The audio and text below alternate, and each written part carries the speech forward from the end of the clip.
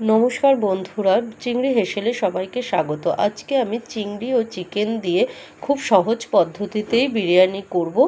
তার জন্য দেখো, আমি প্রথমে আলুগুলোকে কেটে ওর মধ্যে একটু নুন ও কেশরি রং দিয়ে মেখে রেখেছিলাম। সেইটাকে একটু পাশে কড়াইতে রিফাইন তেল গরম করে তার মধ্যে আলুগুলো একে একে দিয়ে একটু লাল করে ভেজে তুলে রাখলাম। এরপরে মাংসটা ম্যারিনেট করার জন্য মাংসর মধ্যে মাংসটাকেও ভালো করে ধুয়েছি, তার মধ্যে গোলমরিচের গুঁড়ো, একটু মিঠা আতর, নুন, পরিমাণ মতো নুন, হাফ চামচের মতো গোলাপ জল, 1 চামচ কেওড়া জল, বিরিয়ানির মশলা পরিমাণ মতো ও টক দই দিয়ে এটাকে মেখে রেখেছি।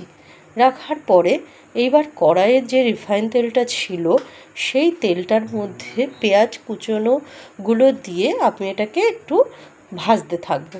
যখন বাদামি হয়ে যাবে, যে পেঁয়াজটার বেরেস্তাটা তৈরি হয়ে গেল, তখন আমি একটা প্লেটের মধ্যে তেল ঝরিয়ে আমি বেরেস্তাগুলো তুলে রাখলাম। এইবার খানিকটা বেরেস্তাও আমি ওই মাংসের মধ্যেও দিয়ে দিয়েছি। এইবারে আমি একটা পেস্ট তৈরি করব। তার জন্য মিক্সির মধ্যে আদা, কাঁচা লঙ্কা, পেঁয়াজ আর রসুন দিয়ে ওটাকে ভালো করে পেস্ট তৈরি করেছি। এবার কড়াইতে যে তেলটা ছিল তার মধ্যে আরেকটু সর্ষের তেল অ্যাড করেছি। করার পরে ওর মধ্যে কটা গরম মশলা, তার মধ্যে এলাচ, লবঙ্গ আর দারচিনি আর তেজপাতা দিয়ে ফোড়ন দিয়ে তার মধ্যেই মশলাটাকে আমি দিয়ে দিয়েছি। মশলাটা দিয়ে একটু ভালো করে কষাতে থাকবো। তারপরে ওর মধ্যে ঝাল লঙ্কার গুঁড়ো ও কাশ্মীরি লঙ্কার গুঁড়ো আর কটা গোটা কাঁচা লঙ্কা আমি দিয়েছি, দিয়ে এটাকে ভালো করে কষাবো। এবার কষাতে কষাতে যখন এটা তেলটা ছেড়ে আসবে, বেশ তেলটা ছেড়ে আসবে, তখন আমি ওই মাংসটাকে আমি দিয়ে দেব। দিয়ে মাংসটা ভালো করে নাড়াচাড়া করব। নেড়ে যখন মাংসটা এবার কষাতে থাকবো, এই বিরিয়ানির মধ্যে এই মাংসটাই করাটা হলো মেন। মাংসটা যদি খুব সুন্দর হয় তাহলে বিরিয়ানি এমনি খেতে সুন্দর হয়। তো বন্ধুরা দেখো, মাংসটা প্রায় আমার হয়ে এসছে। এইবার কিন্তু গ্যাসের ফ্লেমটা কিন্তু একটু কমই থাকবে। এইবারে আমি একটা ফ্রাই প্যান বসিয়ে তার মধ্যে এই যে চিংড়ি মাছগুলো কেটে ধুয়ে রাখা, সেই চিংড়ি মাছটা একটু সর্ষের তেলের মধ্যে একটু নুন আর শুকনো লঙ্কার গুঁড়ো দিয়ে চিংড়ি মাছটাকে হালকা ভেজে নিয়ে তারপর মাংসের যে গ্রেভিটা হয়েছে কষানোটা, তার মধ্যে চিংড়ি মাছগুলোকে আমি দিয়ে একটু ভালো করে নাড়াচাড়া করে একটু 5 সেকেন্ডের জন্য আমি রেখে দেব। দিয়ে এইবারে দেখো, আমার মাংসটা সুন্দর হয়ে গেছে, আমি নামিয়ে নেব।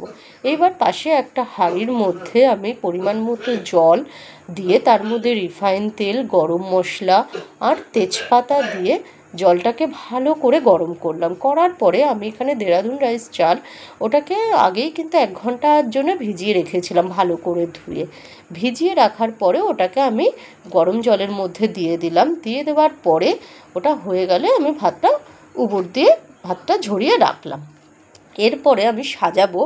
তার জন্য প্রথমে ডেচকিটার মধ্যে রিফাইন তেল, ঘি আর তেজপাতা দিয়ে দিয়েছি। দেওয়ার পরে তার মধ্যে যে মাংসটা, যে কষাটা গ্রেভি, ওই গ্রেভিটা দিয়ে দিয়েছি খানিকটা, 2 হাতার মতো। দেওয়ার পরে তার উপরে রাইসটাকে ভালো করে 1 লেয়ার দিলাম। দেওয়ার পরে ওর মধ্যে আলুটাকে সাজিয়ে দিলাম। তার উপরে আবার খানিকটা রাইস দিয়ে দিলাম। দেওয়ার পরে এইবারে আমি একটু বেরেস্তা এর উপরে সাজিয়ে দিলাম। বেরেস্তাটা দিয়ে তার মধ্যে বিরিয়ানির মশলাটাকেও একটু ছড়িয়ে দিলাম। একটু নুন দিয়েছি, ওর উপরে ছড়িয়ে দিয়েছি। নুনটা দেওয়ার পরে আবার আমি খানিকটা রাইস দিয়ে দিচ্ছি। রাইসটা দেওয়ার পরে তারপরে আমি চিকেন এবং চিংড়ি যে ওইটা গ্রেভি দিয়ে সুন্দর করে আমি সাজিয়ে নিচ্ছি। সাজিয়ে নেওয়ার পরে তার উপরে আমি আবার আলু দিয়ে দিলাম। দেওয়ার পরে আবার রাইস খানিকটা দিয়ে দেব।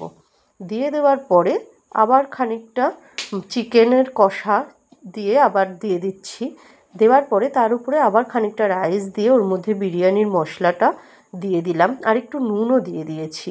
দেওয়ার পরে এবার একটা বাটির মধ্যে খানিকটা দুধ নিয়ে তার মধ্যে কেওড়া জল, গোলাপ জল ও মিঠা আতরটাকে দিয়ে এবার সেটাকে রাখলাম পাশে। এবার এই যে সাজানো হয়ে গেছে যে বিরিয়ানিটা, তার উপরে একটু কেশরি রঙটা ছড়িয়ে দিয়েছি।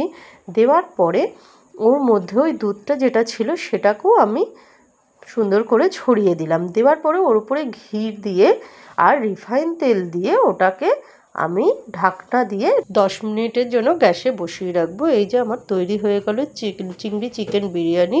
তো ভালো লাগলে একটা সাবস্ক্রাইব ও লাইক করে দেবেন। ধন্যবাদ।